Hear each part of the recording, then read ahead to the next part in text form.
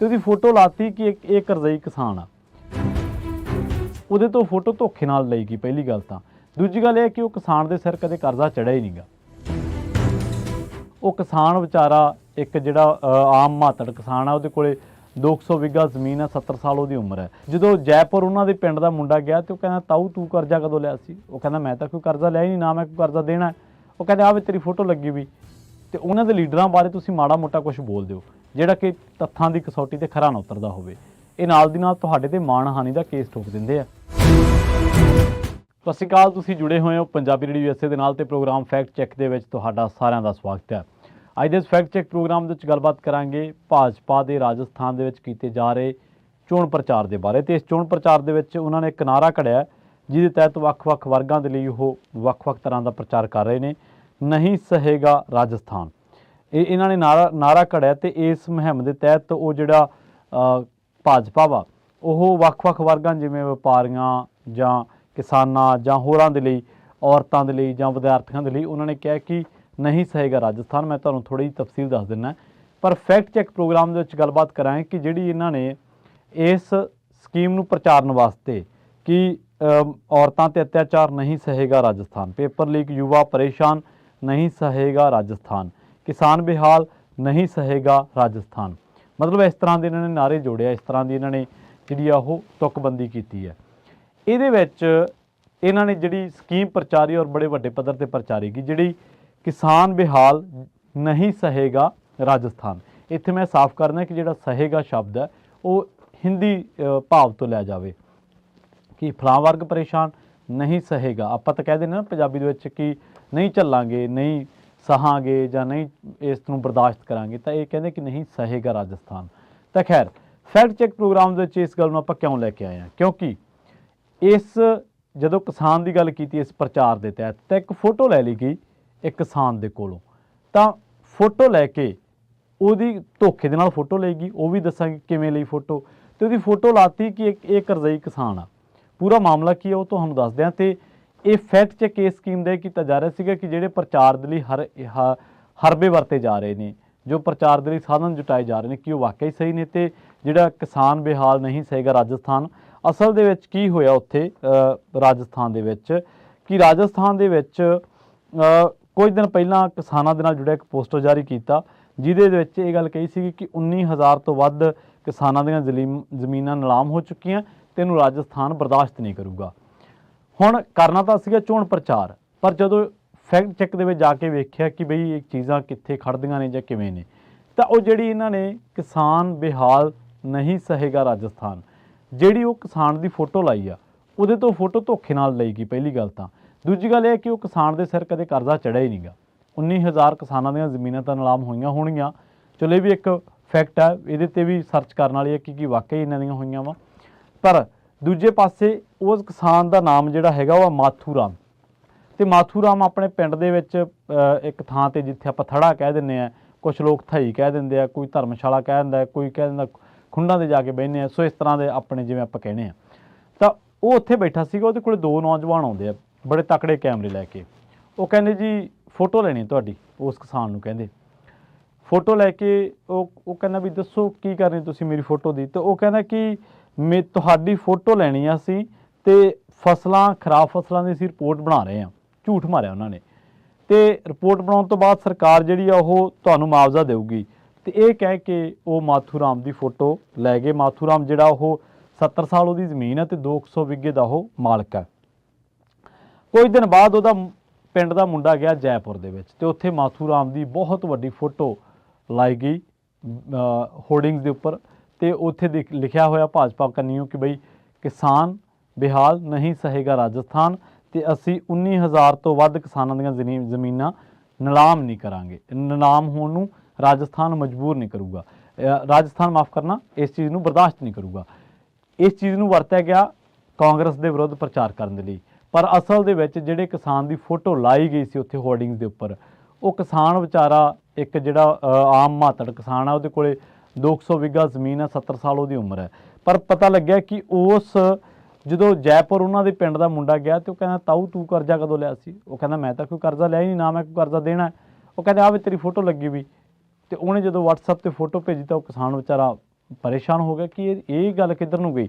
ਬਾਅਦ ਦੇ ਵਿੱਚ ਪਤਾ ਲੱਗਿਆ ਕਿ ਉਹ ਜਦੋਂ ਕਾਫੀ ਮਾਨਸਿਕ ਤੌਰ ਤੇ ਪਰੇਸ਼ਾਨ ਰਹਿਣ ਲੱਗ ਪਿਆ ਕਿ ਉਹਦੀ ਫੋਟੋ ਉਹ ਮੁੰਡੇ ਜਿਹੜੇ ਲਾ ਕੇ ਲਗਾਏ ਸੀ, ਜਿਹੜੇ ਕਹਿੰਦੇ ਸੀ ਅਸੀਂ ਤੁਹਾਨੂੰ ਮੁਆਵਜ਼ਾ ਦਿਵਾਵਾਂਗੇ, ਝੂਠ ਬੋਲ ਕੇ, ਤੇ ਉਹਨਾਂ ਮੁੰਡਿਆਂ ਨੇ ਜਾ ਕੇ ਉਹ ਸਕੀਮ ਦੇ ਤਹਿਤ ਉਹ ਫੋਟੋ ਦੇਤੀ ਤੇ ਉਸ ਤੋਂ ਬਾਅਦ ਮਾਥੂ ਰਾਮ ਦੀ ਫੋਟੋ ਹੋਰਡਿੰਗਸ ਤੇ ਲੱਗ ਗਈ।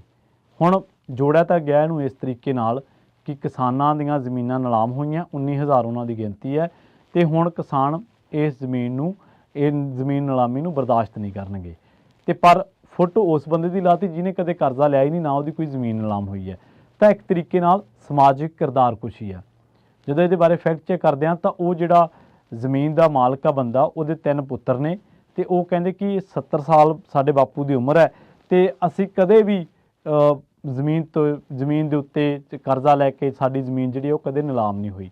ਸੋ ਇਹ ਪਹਿਲੀ ਗੱਲ ਤਾਂ ਭਾਜਪਾ ਦਾ ਪ੍ਰਚਾਰ ਝੂਠਾ ਪੈਂਦਾ ਵਾ ਕਿ ਜਿੱਥੇ ਉਹਨਾਂ ਨੇ ਕਿਹਾ ਕਿ ਆਹ ਕਿਸਾਨਾਂ ਦੀਆਂ ਜ਼ਮੀਨਾਂ ਜਿਹੜੀਆਂ ਨਿਲਾਮ ਨੇ, ਜਿਨ੍ਹਾਂ ਦੀ ਫੋਟੋ ਲਾ ਕੇ ਵਰਤੋਂ ਕੀਤੀ ਗਈ। ਔਰ ਦੂਜਾ, ਇਹ ਸਮਾਜਿਕ ਤੌਰ ਤੇ ਇੱਕ ਕਿਸਾਨ ਦੀ ਛਵੀ ਵਿਗਾੜੀ ਗਈ, ਇੱਕ ਬੰਦੇ ਦੀ ਸਮਾਜਿਕ ਪੱਧਰ ਤੇ ਜੋ ਸਨਮਾਨ ਹੈ, ਜੋ ਜਿਵੇਂ ਆਪਣੇ ਲੋਕ ਲੈਂਦੇ ਆ ਉੱਤਰ ਭਾਰਤ ਦੇ ਵਿੱਚ, ਜਾਂ ਜਿਵੇਂ ਵੀ ਲੋਕ ਆਤਮ ਸਨਮਾਨ ਨੂੰ ਲੈਂਦੇ ਆ ਨਾ, ਕਿ ਸਾਡੀ ਇੱਜ਼ਤ ਹੈ, ਸਾਡੀ ਗੈਰਤ ਹੈ, ਉਸ ਦੇ ਨਾਲ ਖਿਲਵਾੜ ਕੀਤਾ ਗਿਆ ਵਾ। ਇਹ ਤੁਸੀਂ ਦੇਖੋ ਕਿ ਭਾਜਪਾ ਕੀ, ਕਾਂਗਰਸ ਕੀ, ਅਕਾਲੀ ਦਲ ਕੀ, ਹੋਰ ਆਮ ਆਦਮੀ ਪਾਰਟੀਆਂ ਕੀ, ਇਹਨਾਂ ਦੇ ਲੀਡਰਾਂ ਬਾਰੇ ਤੁਸੀਂ ਮਾੜਾ ਮੋਟਾ ਕੁਝ ਬੋਲ ਦਿਓ ਜਿਹੜਾ ਕਿ ਤੱਥਾਂ ਦੀ ਕਸੌਟੀ ਤੇ ਖਰਾ ਨਾ ਉਤਰਦਾ ਹੋਵੇ, ਇਹ ਨਾਲ ਦੀ ਨਾਲ ਤੁਹਾਡੇ ਤੇ ਮਾਣਹਾਨੀ ਦਾ ਕੇਸ ਠੋਕ ਦਿੰਦੇ ਆ। ਇਹ ਨਾਲ ਦੀ ਨਾਲ ਤੁਹਾਡੇ ਤੇ ਬਦਲਾ ਲਊ ਕਾਰਵਾਈਆਂ ਕਰਦੇ ਆ। ਹੋਰ ਤਾਂ ਹੋਰ ਇਹਨਾਂ ਦੇ ਚਮਚੇ ਜਿਹੜੇ ਨੇ ਉਹ ਤੁਹਾਨੂੰ ਫੋਨ ਕਰ ਕਰਕੇ ਪਰੇਸ਼ਾਨ ਕਰਨ ਲੱਗ ਪੈਂਦੇ ਆ ਕਿ ਹਾਂ ਤੇਰੀ ਜ਼ਰੂਰਤ ਕਿਵੇਂ ਹੋਈ ਸਾਡੇ ਲੀਡਰ ਨੂੰ ਇਹ ਗੱਲ ਕਹਿਣ ਦੀ। ਪਰ ਇੱਕ ਪਾਸੇ ਕਿਸਾਨ ਦੀ ਫੋਟੋ ਲਾਤੀ, ਉਸ ਕਿਸਾਨ ਦੀ ਜਿਹਦੀ ਕਦੇ ਜ਼ਮੀਨ ਨਿਲਾਮ ਹੀ ਨਹੀਂ ਹੋਈ। ਸੋ ਚੋਣ ਪ੍ਰਚਾਰ ਦੀ ਖਾਤਰ ਇਹਨਾਂ ਹੇਠਾਂ ਗਿਰ ਜਾਣਾ, ਡਿੱਗ ਪੈਣਾ ਔਰ ਇੰਨੇ ਹੇਠਾਂ ਮਿਆਰ ਤੇ ਚੀਜ਼ਾਂ ਨੂੰ ਲੈ ਜਾਣਾ, ਇਹ ਸ਼ੋਭਾ ਨਹੀਂ ਦਿੰਦਾ ਸਿਆਸੀ ਪਾਰਟੀਆਂ ਨੂੰ। ਤੇ ਇਸ ਮਾਮਲੇ ਦੇ ਵਿੱਚ ਭਾਜਪਾ ਜਿਹੜੀ ਆ ਉਹ ਪਹਿਲਾਂ ਵੀ ਫਜ਼ੀਅਤ ਉਹਦੀ ਹੋ ਚੁੱਕੀ ਹੈ। ਔਰ ਇੱਕ ਤਰੀਕੇ ਨਾਲ ਉਸ ਕਿਸਾਨ ਦੇ ਸਮਾਜਿਕ ਰੁਤਬੇ ਦੇ ਨਾਲ ਖਿਲਵਾੜ ਕਰਨਾ, ਉਹਦੀ ਜਿਹੜੀ ਸਮਾਜਿਕ ਸ਼ਾਨੋ ਸ਼ੌਕਤ ਹੈ ਉਹਦੇ ਨਾਲ ਖਿਲਵਾੜ ਕਰਨਾ, ਉਹਦੀ ਇੱਜ਼ਤ ਨੂੰ ਤਾਰ-ਤਾਰ ਕਰਨ ਦੇ ਬਰਾਬਰ ਹੈ। ਅਸਲ ਦੇ ਵਿੱਚ ਉਹ ਹੁਣ ਕਾਫੀ ਪੁੱਛਦੇ ਰਹਿੰਦੇ ਨੇ, ਮਾਥੂ ਸਿੰਘ ਕਾਫੀ ਟੈਨਸ਼ਨ ਦੇ ਵਿੱਚ ਨੇ ਤੇ ਆਪਣੇ ਬੱਚਿਆਂ ਨੂੰ, ਪੁੱਤਰਾਂ ਨੂੰ ਪੁੱਛਦੇ ਰਹਿੰਦੇ ਨੇ ਕਿ ਉਹਨਾਂ ਦੀ ਫੋਟੋ ਪੋਸਟਰ ਦੇ ਵਿੱਚੋਂ ਹਟੀ ਕਿ ਨਹੀਂ ਹਟੀ। ਹੁਣ ਉਹ ਕਹਿੰਦੇ ਕਿ ਯੂਪੀ ਦੇ ਵਿੱਚ ਯੋਗੀ ਸਰਕਾਰ ਦੇ ਗੱਲ ਆ, ਜਦੋਂ ਲੰਘੇ ਦਿਨਾਂ ਦੇ ਵਿੱਚ ਉਹਨਾਂ ਨੇ ਕਿਸਾਨ ਸਨਮਾਨ ਨਿਧੀ ਕੋਈ ਸਕੀਮ ਲਿਆਂਦੀ ਸੀ ਤੇ ਉਹਦੀ ਸਫਲਤਾ ਦੇ ਨਾਲ ਜੁੜਿਆ ਪੋਸਟਰ ਜਾਰੀ ਕੀਤਾ ਸੀ। ਇਹਦੇ ਵਿੱਚ ਕਿਸਾਨ ਦੀ ਫੋਟੋ ਲਾਈ ਸੀਗੀ, ਲਿਖਿਆ ਸੀਗਾ ਕਿ ਖਾਦ ਬੀਜ ਕੀ ਸੁਵਿਧਾ ਪਾਈ, ਪਾਈ ਪਾਈ ਸੇ ਗਰੀਬ ਕੀ ਭਲਾਈ। ਬਾਅਦ ਦੇ ਵਿੱਚ ਕਿਸਾਨ ਹਰਨਾਮ ਸਿੰਘ ਨੇ ਕਿਹਾ ਕਿ ਪੋਸਟਰ ਤੇ ਅੱਧਾ ਸੱਚ ਲਿਖਿਆ ਹੋਇਆ। ਉਸ ਤੋਂ ਬਾਅਦ ਉਹ ਕਹਿੰਦੇ ਕਿ ਸਾਡੇ ਸੂਬੇ ਦੇ ਵਿੱਚ ਤਾਂ ਕਿਸਾਨਾਂ ਦਾ ਕਾਫੀ ਕੰਮ ਹੋਣ ਵਾਲਾ ਰਹਿੰਦਾ, ਬਕਾਇਆ ਭੁਗਤਾਨ ਤੋਂ ਲੈ ਕੇ ਟਿਊਬਵੈਲਾਂ ਦੀ ਬਿਜਲੀ ਫ੍ਰੀ ਕਰਨ ਦਾ ਕੰਮ ਬਾਕੀ ਹੈ। ਯੋਗੀ ਸਰਕਾਰ ਨੇ ਇਸ ਤਰ੍ਹਾਂ ਦੀ ਕੌਤਕ ਕਰਨ ਦੇ ਵਿੱਚ ਮਾਹਰ ਹੈ। ਸਤੰਬਰ 2021 ਦੀ ਗੱਲ ਹੈ ਜਦੋਂ ਇਹਨਾਂ ਨੇ ਆਪਣੇ ਇੱਕ ਕੌਮੀ ਅੰਗਰੇਜ਼ੀ ਅਖਬਾਰ ਦੇ ਵਿੱਚ ਇਸ਼ਤਿਹਾਰ ਛਪਵਾਇਆ ਸੀਗਾ, ਜਿਹਦੇ ਵਿੱਚ ਯੂਪੀ ਦੇ ਵਿਕਾਸ ਦੇ ਸੋਹਲੇ ਗਾਏ ਗਏ ਸੀ, ਯੂਪੀ ਦੇ ਵਿੱਚ ਜਿਹੜਾ ਵਿਕਾਸ ਹੋ ਰਿਹਾ। ਪਰ ਅਸਲ ਦੇ ਵਿੱਚ ਇਹ ਫੋਟੋ ਜਿਹੜੀ ਛਾਪੀ ਗਈ ਸੀ ਉਹ ਕੋਲਕਾਤਾ ਦੇ ਫਲਾਈਓਵਰ ਦੀ ਸੀਗੀ। ਤੁਸੀਂ ਹੋਰ ਤਾਂ ਹੋਰ ਤੁਸੀਂ ਇਹ ਦੇਖੋ ਕਿ ਜਿਹੜੇ ਲੋਕਾਂ ਦੀਆਂ ਇਸ ਤਰ੍ਹਾਂ ਦੀਆਂ ਸਰਕਾਰੀ ਸਕੀਮਾਂ ਦੇ ਪੋਸਟਰਾਂ ਤੇ ਫੋਟੋਆਂ ਛਪਦੀਆਂ, ਉਹਨਾਂ ਲੋਕਾਂ ਦੇ ਵਿੱਚੋਂ ਬਹੁਤੀ ਵਾਰ ਆਪਾਂ ਦੇਖਿਆ ਜਾਂਦਾ ਕਿ ਜਾਂ ਤਾਂ ਕੇਸ ਉਹ ਬੋਗਸ ਹੁੰਦੇ ਨੇ, ਜਾਂ ਫਿਰ ਉਹਨਾਂ ਨੂੰ ਕੋਈ ਨਾ ਕੋਈ ਲਾਲਚ ਦੇ ਕੇ ਝੂਠ ਮਾਰ ਕੇ, ਜਿਵੇਂ ਮਾਥੂ ਰਾਮ ਪਿੰਡ ਦੇ ਵਿੱਚ ਬੈਠਾ ਵਾ ਆਮ ਮਾਤੜ ਕਿਸਾਨ ਆ ਆਪਣੇ ਵਰਗਾ, ਤੇ ਉਹਦੇ ਕੋਲੇ 2 ਨੌਜਵਾਨ ਆਉਂਦੇ ਆ ਮਹਿੰਗੇ ਕੈਮਰੇ ਲੈ ਕੇ, ਉਹ ਕਹਿੰਦੇ ਜੀ ਤੁਹਾਡੀ ਫੋਟੋ ਖਿੱਚਣੀ ਹੈ, ਫੋਟੋ ਖਿੱਚ ਕੇ ਲੈ ਜਾਂਦੇ ਨੇ। ਉਹ ਕਹਿੰਦੇ ਵੀ ਕੀ ਕਰਨੀ ਹੈ, ਉਹ ਕਹਿੰਦੇ ਜੀ ਅਸੀਂ ਇਹ ਫੋਟੋ ਤੁਹਾਨੂੰ ਮੁਆਵਜ਼ਾ ਦੇਣਾ, ਸਰਕਾਰ ਇਸ ਤਰ੍ਹਾਂ ਦਾ ਗਿਰਦਾਵਰੀ ਕਰਾ ਰਹੀ ਹੈ। ਚਲੋ ਉਹਨੇ ਫੋਟੋ ਦੇਤੀ, ਪਰ ਬਾਅਦ ਵਿੱਚ ਕੀ ਪਤਾ ਸੀਗਾ ਕਿ ਇਹ ਫੋਟੋ ਤਾਂ ਉੱਥੇ ਯੂਜ਼ ਕਰਨੀ ਜਿੱਥੇ ਲੋਕਾਂ ਨੂੰ ਦੱਸਣਾ ਕਿ 19,000 ਕਿਸਾਨਾਂ ਦੀਆਂ ਜ਼ਮੀਨਾਂ ਨਿਲਾਮ ਹੋਈਆਂ ਤੇ ਅਸੀਂ ਇਹਨੂੰ ਬਰਦਾਸ਼ਤ ਨਹੀਂ ਕਰਾਂਗੇ। ਸੋ ਇਸ ਤਰੀਕੇ ਨਾਲ ਝੂਠ ਬੋਲ ਕੇ ਉਹਦੀ ਫੋਟੋ ਪਹਿਲਾਂ ਤਾਂ ਲਈ ਗਈ ਤੇ ਉਸ ਤੋਂ ਬਾਅਦ ਉਹਦੀ ਫੋਟੋ ਦੀ ਦੁਰਵਰਤੋਂ ਕੀਤੀ ਗਈ।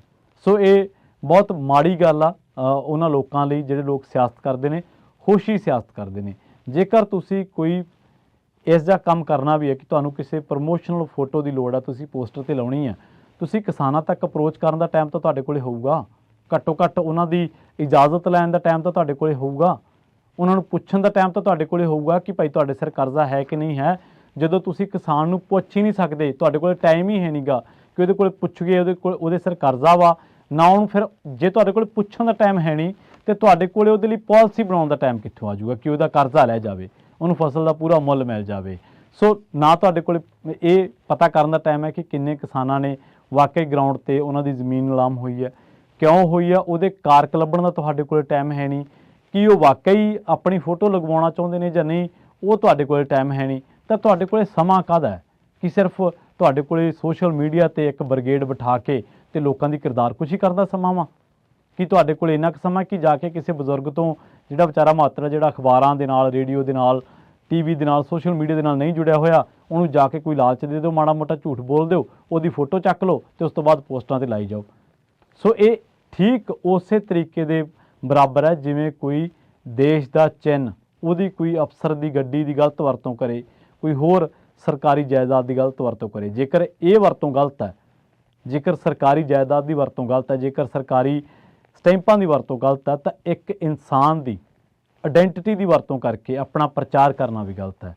ਉਸ ਕਿਸਾਨ ਦਾ ਭਾਵੇਂ ਉਹ ਕਰਜ਼ਈ ਵੀ ਹੈ, ਭਾਵੇਂ ਉਹਨੇ ਕਰਜ਼ਾ ਨਹੀਂ ਮੋੜਿਆ, ਭਾਵੇਂ ਉਹ ਡਿਫਾਲਟ ਹੋਇਆ, ਜੋ ਮਰਜ਼ੀ ਹੈ, ਪਰ ਤੁਹਾਨੂੰ ਕੋਈ ਹੱਕ ਨਹੀਂ ਹੈ ਕਿ ਕਿਸੇ ਬੰਦੇ ਦੀ ਫੋਟੋ ਲੈ ਕੇ ਉਹਦੀ ਕਿਰਦਾਰਕੁਸ਼ੀ ਕਰਨੀ। ਆਪਾਂ ਦੇਖਿਆ ਪੰਜਾਬ ਦੇ ਵਿੱਚ ਜਦੋਂ ਬੈਂਕਾਂ ਨੇ ਫੋਟੋਆਂ ਲਾਈਆਂ ਤੇ ਉਦੋਂ ਸਵਾਲ ਇਹੀ ਉੱਠਿਆ ਸੀ ਨਾ ਕਿ ਕੀ ਤੁਸੀਂ ਭਗੌੜਿਆਂ ਦੀਆਂ ਫੋਟੋਆਂ ਲਾਈਆਂ, ਕਿ ਤੁਸੀਂ ਡਿਫਾਲਟਰਾਂ ਦੀਆਂ ਫੋਟੋਆਂ ਲਾਈਆਂ, ਕਿ ਤੁਸੀਂ ਉਹਨਾਂ ਲੀਡਰਾਂ ਦੀਆਂ ਫੋਟੋਆਂ ਲਾਈਆਂ ਜਿਨ੍ਹਾਂ ਨੇ ਵੱਡੇ ਵੱਡੇ ਲੋਨ ਚੁੱਕ ਕੇ ਸਬਸਿਡੀਆਂ ਖਾਧੀਆਂ ਤੇ ਉਸ ਤੋਂ ਬਾਅਦ ਲੋਨ ਵੀ ਨਹੀਂ ਵਾਪਸ ਕੀਤੇ, ਕਿ ਤੁਸੀਂ ਉਹਨਾਂ ਦੀਆਂ ਫੋਟੋਆਂ ਲਾਈਆਂ ਵਾ? ਨਹੀਂ ਲਾਈਆਂ। ਸੋ ਇਹ ਗੱਲ ਜਿਹੜੀ ਹੈ ਹਾਸੋਹੀਣੀ ਨਹੀਂ ਹੈ, ਇਹ ਗੱਲ ਇੱਕ ਬੰਦੇ ਦੇ ਸਮਾਜਿਕ ਰੁਤਬੇ ਦੇ ਨਾਲ ਜੁੜੀ ਗੱਲ ਹੈ। ਇਹ ਗੱਲ ਇੱਕ ਇਨਸਾਨ ਦੇ ਸਮਾਜਿਕ, ਜੋ ਉਹਦਾ ਸ਼ਾਨੋ ਸ਼ੌਕਤ ਹੈ, ਜੋ ਉਹਦੀ ਇੱਜ਼ਤ ਹੈ, ਜੋ ਉਹਦਾ ਗੈਰਤ ਹੈ ਸਮਾਜਿਕ ਤੌਰ ਤੇ, ਉਹਦੇ ਨਾਲ ਜੁੜੀ ਹੋਈ ਗੱਲ ਹੈ। ਸੋ ਬੜਾ ਹੋਸ਼ਾ ਕੰਮ ਰਾਜਸਥਾਨ ਦੇ ਵਿੱਚ ਇਹਨਾਂ ਨੇ ਕੀਤਾ ਔਰ ਅਕਸਰ ਸਿਆਸੀ ਪਾਰਟੀਆਂ ਇਸ ਤਰ੍ਹਾਂ ਦੇ ਕਾਰਕਰਦਗੀ ਕਰ ਦਿੰਦੀਆਂ ਨੇ, ਪਰ ਇਹ ਗਲਤ ਹੈ। ਜੇਕਰ ਤੁਸੀਂ ਇਸ਼ਤਿਹਾਰ ਦਾ ਪੈਸਾ ਐਕਟਰਾਂ ਨੂੰ ਦੇ ਸਕਦੇ ਹੋ, ਜੇਕਰ ਤੁਸੀਂ ਇਸ਼ਤਿਹਾਰਾਂ ਲਈ ਟੀਮਾਂ ਹਾਇਰ ਕਰ ਸਕਦੇ ਹੋ, ਤਾਂ ਕੀ ਤੁਹਾਡੇ ਕੋਲੇ ਇੱਕ ਕਿਸਾਨ ਨੂੰ ਇਹ ਪੁੱਛਣ ਦਾ ਟਾਈਮ ਨਹੀਂ ਹੈ ਕਿ ਬਾਪੂ ਜੀ ਅਸੀਂ ਤੁਹਾਡੀ ਫੋਟੋ ਦੀ ਵਰਤੋਂ ਕਰਨ ਜਾ ਰਹੇ ਹਾਂ, ਕੀ ਤੁਸੀਂ ਸਾਨੂੰ ਇਜਾਜ਼ਤ ਦਿਓਗੇ ਕਿ ਅਸੀਂ ਤੁਹਾਡੀ ਫੋਟੋ ਵਰਤ ਲਈਏ? ਬਹੁਤ ਬਹੁਤ ਧੰਨਵਾਦ। ਜਲਦ ਮਿਲਾਂਗੇ ਇੱਕ